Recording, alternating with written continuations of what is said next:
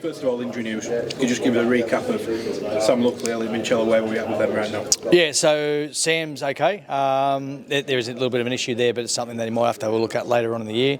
So Minnie's on track. He trained yesterday, didn't do the whole session. Hoping to do more tomorrow. In terms of other selection news, you've got a couple of guys cup tied, but you've still got some tough decisions to make in the centre and so forth. Can you give it? What's you really thinking about these things in a minute? Sorry, mate. What's you really thinking on some of those calls you've got? Yeah, no, I mean, there's some big calls around, forwards. I think we've got some depth there. Obviously, Tom Opczyk will come back into consideration, and he's done a job for us before, so there's no doubt Tom will do a job again for us. Other than that, I think the side's been pretty consistent with who we've picked. You beat Wigan and beat them fairly convincingly only a couple of weeks back. Does that have any consideration and any sort of impact on what's coming on Saturday? Well, I think you've got to draw the positives that we did and some improvements as well, but it's a different game. Naturally, they won't be too happy about what happened a couple of weeks ago at Craven Park, but they've had some good wins off the back of that. I mean, they had a really good win, a strong win against Huddersfield on the weekend. So for us, well, the opposite. We didn't play too well in that first half. I thought we started getting better in the second half, which will draw a lot from that. But it's a new game. It's obviously a different venue. Looking forward to it. How does this week look like for you? And I don't mean training per se, but motivating the mental, psychological side. How do you ensure that they're in the best condition, the best mindset, rather than, you can overrate players, you can downplay? How do you get it just right? Yeah, I'd like to think, we have themes every week, and obviously you try and motivate players in different ways, and you need to do more different weeks and less in other weeks. And I think this is probably the week to do a bit more, to do less. And the reason why I say that, it's a semi-final of a Challenge Cup. So, if players aren't up for a semi-final of a Challenge Cup, then we're in some trouble. So, we're coming to a stadium that's going to be full. We'll have about 6,500 people there. It's going to be loud. It's going to be a great atmosphere, which it was last year when we played a semi-final. So it's one of those weeks that you'd like to think the players are going to be up for it because of everything that goes on around it. Naturally, we'll have a look at certain things. We'll have a theme for the week, which we do every week.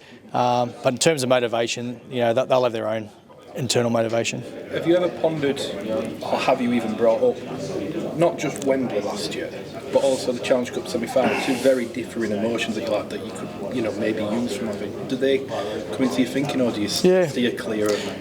Yeah, it's a good question. Certainly won't go to the final. I think if you go to the final, it draws negative emotion, and we certainly don't want to live that again and feel that again. Now, there might be a time that you've got to draw to that. I don't think it's the right time now because, we're in a new season and we're in the semi-final of the Challenge Cup. Let's draw from the feeling that we had last year to get to that final. So I think it's more around that positivity feeling that we had. But as I said, the players that played in that game, they'll want to feel that again. And the ones that hadn't played in it, they'll certainly want to get to Wembley. Just quickly from me on new contracts. We're not used to seeing people who come from Australia commit to such a long period of time. They tend to use it as a stepping stone. Yeah. You're clearly not doing that with what you've done, signing such a long deal.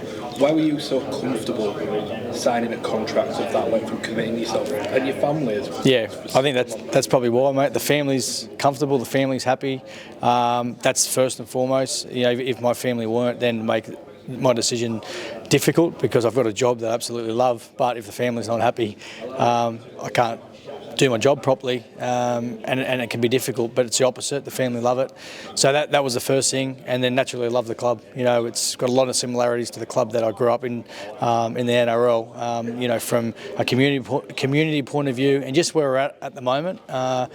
We're on a journey. We're certainly not there, and it's exciting, and I want to be part of that, and I want to finish the job that we've started.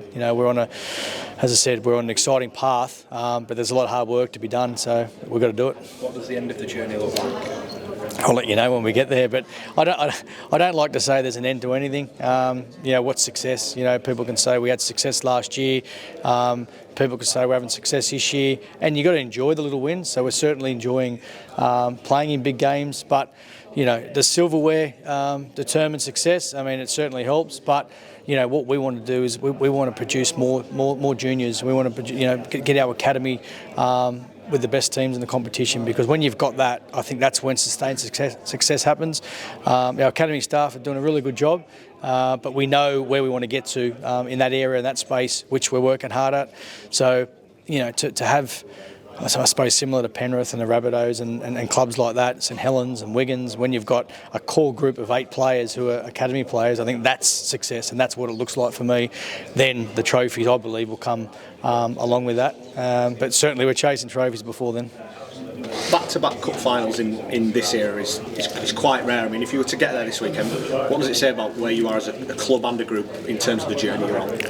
Yeah, I mean, you want to play in the big games, and there's a big game to be played this week, and I think that's as far as we should be looking at the moment. I think if you start looking further, you can forget about what's the most important thing, and that's Saturday. So we've got a big challenge playing against the world champions, but we're certainly looking forward to it. So, we're not happy or we're not content to where we're at. We obviously want to chase more, but we've got an opportunity. We're one of 4 teams to be able to get to that next step. Like Matt said, you had contrasting emotions in the semi and the final this year, but how much stronger are the group just for being part of these big games? I know they came through one against Wigan, but just to be involved in them and know what it means to play in them, how much stronger are you than 12 months ago? Yeah, I'd like to think we are. I think we've brought some players in as well. Guys like Peter Hiku, they've played in big games, they've played test matches. We lost a lot of experience last year, and I think a lot of people said, how are KR going to handle that? I think we've done a great job, or the players have done a great job. Guys like Elliot Minchella, who I believe is going to be exceptional captain for this club for a long time. But we've got James Batchelor, we've got Ryan Hall, players like that have played a long time. Batcher's obviously only been at the club for a couple of years, but it feels like he's been at our club for 5 or 6 years, and he certainly will be part of what we do for a long period of time. So, from a leadership point of view, we're in a good spot, and we're certainly looking to grow. There was talk about your right edge defensively after last week.